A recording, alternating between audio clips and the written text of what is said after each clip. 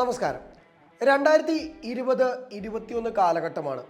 Covid അനന്തരം തിയേറ്ററുകളൊക്കെ അടച്ചിട്ടിരിക്കുന്ന ഒരു സമയം. സിനിമകൾ പലതും റിലീസുകൾക്ക് വേണ്ടി കാത്തിരിക്കുന്നുണ്ടെങ്കിലും ആദ്യപടി ആരെടുത്ത് വെക്കുമെന്ന് തലപൊങ്ങിഞ്ഞിരിക്കുകയാണ് ഏവരും. പല വമ്പൻ സിനിമകളും അതിനോടകം തന്നെ OTT റിലീസിനായി എത്തിക്കഴിഞ്ഞു. എന്നാൽ തിയേറ്ററുകളെയും തിയേറ്റർ വ്യവസായത്തെയും സംരക്ഷിക്കാൻ കെൽപ്പുള്ള ഒരു സിനിമ ആര് കൊണ്ടുവരുമെന്ന് തലപൊകച്ചിരിക്കുന്ന സമയത്താണ് വിജയ അനൗൺസ്മെന്റ് നടത്തുന്നത്. ജനുവരി 13-ന് തന്റെ മാസ്റ്റർ എന്ന ചിത്രം തിയേറ്ററുകളിലേക്ക് എത്തും. അതും ഇന്ത്യ ഒട്ടാകെയുള്ള തിയേറ്ററുകളിലേക്ക് എത്തിക്കാൻ തന്നെയാണ് ഉദ്ദേശം. കേരളത്തിലും ചിത്രത്തിന് വലിയ സ്വീകാര്യതയാണ് ലഭിച്ചത്. സിനിമയിൽ പലതരത്തിലുള്ള രക്ഷകൻ കഥാപാത്രം വിജയ് ചെയ്തിട്ടുണ്ടെങ്കിലും റിയൽ ലൈഫിലും വിജയ് രക്ഷകനായി അവതരിക്കുകയാണ്. ഒരു പക്ഷേ തിയേറ്റർ വ്യവസായത്തെ വലിയ രീതിയിൽ ആ കാലയളവിൽ പിടിച്ചു നിർത്തിയത് മാസ്റ്ററിന്റെ വലിയ വിജയം തന്നെയാണ്. 2021 വർഷത്തിൽ പുറത്തിറങ്ങിയ ചുരുക്കം ചില സിനിമകളിൽ വലിയ സാമ്പത്തിക ലാഭം ഉണ്ടാക്കിയ ചിത്രങ്ങളിൽ ഒന്നായിരുന്നു മാസ്റ്റർ. ഹാഫ് ഓക്യുപ്പൻസിയിലാണ് ചിത്രം ചരിത്ര വിജയം സ്വന്തമാക്കിയത്. അവിടെ നിന്നെല്ലാം കൂട്ടിച്ചേർത്ത് വായിക്കുമ്പോൾ വിജയുടെ മറ്റൊരു ജന്മദിനം കൂടിയാണ് ഈ കഴിഞ്ഞ ദിവസം കടന്നുപോയത്. പതിവ് ജന്മദിനങ്ങളെ പോലെ ആയിരുന്നില്ല ഇത്. കാര്യമായിട്ടുള്ള ആരവങ്ങൾ കുറവാണ്. കാരണം അറിവ് ശരിയാണെങ്കിൽ വിജയ് സിനിമയിൽ ആഘോഷിക്കുന്ന അവസാനത്തെ ജന്മദിനം കൂടിയാണ് ഈ കഴിഞ്ഞു പോയത്. അതുകൊണ്ട് ആരാധകർ അത്ര ഹാപ്പിയാണെന്നും പറയാൻ സാധിക്കില്ല. കഴിഞ്ഞ ദിവസം പുറത്തിറങ്ങിയ ജനനായകന്റെ ഗ്ലിംസ് കൂടി എടുത്തു വെച്ച് വായിക്കുമ്പോൾ ആരാധകർ അത്ര ഹാപ്പി അല്ല. കാരണം വിജയ് അഭിനയം നിർത്തുമ്പോൾ വിജയ്ക്ക് മാത്രമാണ് നഷ്ടം. അതോ വലിയ രീതിയിൽ സിനിമ എന്ന വ്യവസായത്തെ സംരക്ഷിച്ചു നിർത്തുന്ന വിജയ് ഫാക്ടർ എന്താണ്? പരിശോധിക്കാം.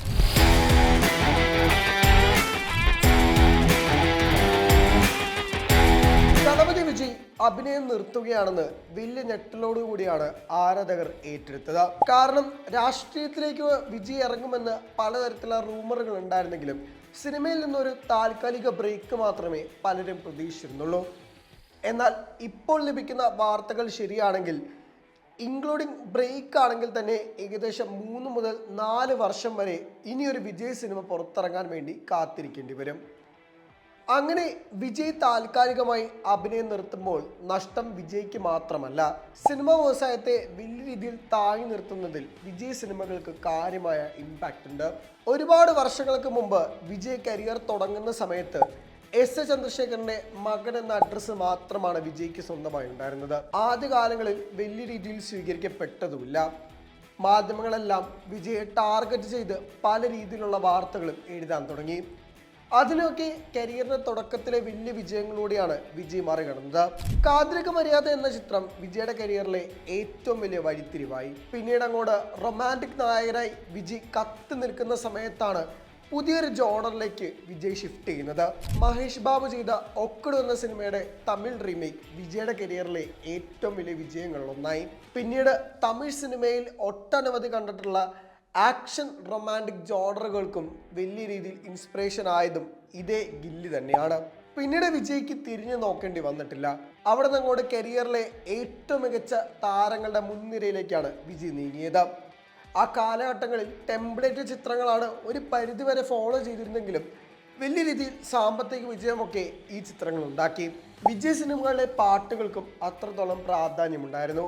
അതുകൊണ്ട് ആ പടം വലിയ രീതിയിൽ മാർക്കറ്റ് ചെയ്യപ്പെടുന്നതിലും ഇതേ പാട്ടുകൾ പ്രധാന പങ്കുവഹിച്ചു. ചില സിനിമകൾക്ക് ആരാധകർ കുറവാണെങ്കിലും ആ സിനിമകളെ പാട്ടുകൾക്ക് വലിയ രീതിയിൽ സ്വീകാര്യതയുണ്ട്. അങ്ങനെ ശാന്തമായി പോകുന്ന വിജയുടെ കരിയറാണ് 2012 മറ്റൊരു വഴിത്തിരിവ് സംഭവിക്കുന്നത്. അത് AR മുരുകദോസിന്റെ തുപ്പാക്കിയിലൂടെയാണ്. അതുവരെ കണ്ട വിജയ് സിനിമകൾ ടെംപ്ലേറ്റിൽ നിന്നും എൻറ്റയർലി ഡിഫറെൻ്റ് ആയിരുന്നു തുപ്പാക്കി. കരിയറിൽ ആദ്യമായി പട്ടാളക്കാരൻ്റെ വേഷത്തിലെത്തിയ തുപ്പാക്കി ബോക്സ് ഓഫീസിൽ ചരിത്ര വിജയം സ്വന്തമാക്കി.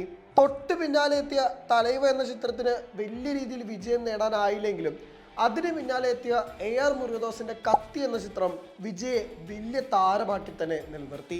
ഒരുപക്ഷെ തമിഴ് സിനിമയിലെ നമ്പർ 1 ടയറിലേക്കും വിജയ് നീങ്ങുന്നതും അവിടെ നിന്നാണ്. പിന്നീട് അങ്ങോട്ട് ചില സിനിമകൾ മാത്രമാണ് വിരലിലെണ്ണാവുന്നത് സാമ്പത്തികമായി പരാജയപ്പെട്ടത്.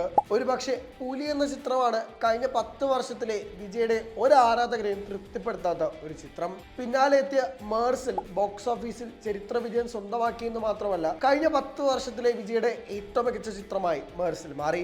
2018 പുറത്തിറങ്ങിയ സർക്കാർ, 2019 പുറത്തിറങ്ങിയ ബിഗിൽ, 2021 മാസ്റ്റർ, 22 ബീസ്റ്റ്, 23 വാരിസ്, 23 തന്നെ ലിയോ, 24 ഗോട്ട് എന്നീ ചിത്രങ്ങളെല്ലാം സാമ്പത്തികമായി വലിയ വിജയം നേടിയ ചിത്രങ്ങളാണ്.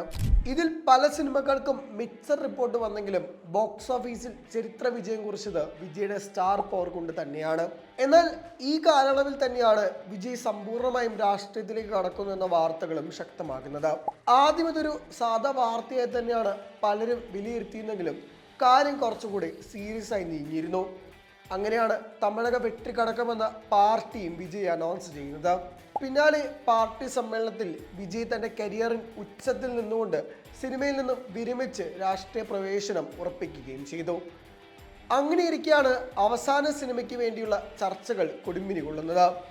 ഏകദേശം 10ഓളം സംവിധായകരാണ് വിജയുടെ അടുത്ത് കഥ പറഞ്ഞതെന്നുള്ള റൂമറുകൾ ഉണ്ടായിരുന്നു. അതിനുശേഷം എച്ച് വിനോദ് എന്ന സംവിധായകനോടും ഏകദേശം 6 മുതൽ 10 വരെയുള്ള കഥകൾ ഫൈനലൈസ് ചെയ്യുകയും ചെയ്തു. അങ്ങനെയാണ് നമ്മൾ ഇന്ന് കാണുന്ന ജനനായകന്റെ ഗ്ലിംസിലേക്ക് എത്തിയതുമെന്ന റിപ്പോർട്ടുകൾ ഒരു വശത്ത് ശക്തമാണ്. എന്നാൽ ഗ്ലിംസ് കണ്ടപ്പോൾ തൊട്ട് ആരാധകർ ഏറ്റവും കൂടുതൽ ചർച്ച ചെയ്യുന്നത് ഭഗവത് കേസരിയെ കുറിച്ചാണ്. നന്ദമുരി ബാലയ്യ ചെയ്ത ഭഗവത് കേസരി വലിയ രീതിയിൽ ഹിറ്റായ ഒരു ചിത്രമാണ്. ആ ചിത്രത്തിന്റെ തമിഴ് റീമേക്ക് റൈറ്റ്സും ഇതേ പ്രൊഡക്ഷൻ കമ്പനിയുടെ പക്കലുണ്ട്. മാത്രമല്ല അതിലെ ചില സീനുകൾ ഇതിലേക്ക് ഇൻസ്പയർ ആയെന്ന റിപ്പോർട്ടുകൾ നേരത്തെ തന്നെ പുറത്തു വന്നിരുന്നു. വിജയുടെ രാഷ്ട്രീയ പ്രവേശനത്തിന് മുമ്പുള്ള അവസാന ചിത്രം ഒരു റീമേക്ക് ആകുമോ എന്ന ആശങ്കയിലാണ് ആരാധകർ. കാരണം ഇന്ന് വളരെ എക്സൈറ്റിംഗ് വേഷങ്ങൾ ചെയ്തിട്ടുള്ള വിജയുടെ കരിയർ ഒരുപക്ഷെ കോമയിട്ട് നിർത്തുന്നത് ഒരിക്കലും ഒരു റീമേക്കിലാവരുത് എന്ന പ്രാർത്ഥനയിലാണ് ഇപ്പോഴും ആരാധകരുള്ളത്. വിജയ് മുമ്പും ഒട്ടനവധി സിനിമകളുടെ റീമേക്കുകൾ ചെയ്തിട്ടുണ്ട്. പോക്കിരി, ഗില്ലി, കാവലൻ ഇതൊക്കെ വിജയ് ചെയ്ത റീമേക്കുകളാണ്. എന്നാൽ കാലം മാറുമ്പോൾ റീമേക്കിന്റെ പ്രസക്തിയും വളരെ പ്രധാനപ്പെട്ടതാണ്. റീമേക്കുകൾ ആളുകൾ എൻകറേജ് ചെയ്യാത്തൊരു സമയത്ത് വീണ്ടും ഒരു റീമേക്കായി വരുന്നത് ആരാധകർക്ക് അത്രത്തോളം നിരാശയുണ്ടാക്കുമെന്ന കാര്യത്തിൽ യാതൊരു സംശയവുമില്ല. ജനനായകന്റെ ഗ്ലിംസ് കാണുമ്പോൾ അത്തരം ചർച്ചയിലേക്ക് തന്നെയാണ് നീങ്ങുന്നത്. വിജയ് കണ്ട ഇൻഡസ്ട്രിയിലെ ഏറ്റവും വലിയ സൂപ്പർ താരം സിനിമ പാതി വഴിയിൽ ഉപേക്ഷിക്കുമ്പോൾ വലിയ രീതിയിൽ സാമ്പത്തിക നഷ്ടവും ഇൻഡസ്ട്രിക്കുണ്ട്. കാരണം ആ നഷ്ടം നികത്താൻ പറ്റുന്ന മറ്റ് സ്റ്റാറുകളിലേക്ക് കാര്യങ്ങൾ നീങ്ങണമെന്നുള്ളതാണ് ഏറ്റവും പ്രധാനപ്പെട്ട കാര്യം. തമിഴിലെ മുൻനിര താരങ്ങളുടെ കഴിഞ്ഞ സിനിമകളിലെ ബോക്സ് ഓഫീസ് പ്രകടനം തന്നെയാണ് അതിന് ഏറ്റവും കൂടുതൽ ആശങ്കയുണ്ടാക്കുന്നത്. കമൽഹാസന്റെ തഗ് ലൈഫ് ബോക്സ് ഓഫീസിൽ വലിയ രീതിയിൽ പരാജയപ്പെട്ടു. എല്ലാ പ്രതീക്ഷയും കൂലിയിൽ നിൽക്കുമ്പോൾ രജനികാന്തിന്റെ അടുത്ത ചിത്രം ഏതാണെന്ന് കാര്യമായിട്ടുള്ള റിപ്പോർട്ടുകൾ ശക്തമല്ല. അജിത്തിൻ്റെതായി കാര്യമായി അനൗൺസ് ചെയ്യപ്പെട്ട ചിത്രങ്ങളുമില്ല. അതേസമയം ശിവകാർത്തികന്റെ ലൈനപ്പാണ് ഉള്ളതിൽ ഏറ്റവും എക്സൈറ്റിംഗ് ആയുള്ളത്. സൂര്യയുടെ ലൈനപ്പും തരക്കേടില്ല. മഡോൺ അശ്വിനുമായുള്ള ചിയാൻ വിക്രമിന്റെ സിനിമ എപ്പോൾ തുടങ്ങും, എപ്പോൾ റിലീസാകുമെന്ന ഔദ്യോഗിക റിപ്പോർട്ടുകളുമില്ല. തമിഴ് സിനിമയിലെ മുൻനിര താരങ്ങൾ എത്രത്തോളം ഈ ഒരു വിജയുടെ വേക്കൻറ്റ് സ്പേസിനെ കോമ്പൻസേറ്റ് ചെയ്യാൻ പറ്റുമെന്നാണ് പലരും ഉറ്റുനോക്കുന്നത്. അത് പറ്റുകയാണെങ്കിൽ മാത്രമേ വലിയ രീതിയിൽ കാര്യമായ ഇമ്പാക്റ്റ് ഉണ്ടാക്കാൻ ഇൻഡസ്ട്രിക്ക് സാധിക്കൂ. എല്ലാ കണ്ണുകളും കൂലിയിലേക്ക് തന്നെയാണ്. തമിഴ് സിനിമയെ രക്ഷയ്ക്ക് കൂലി എത്തുമോ എന്ന ചോദ്യവും ഉയരുന്നുണ്ട്.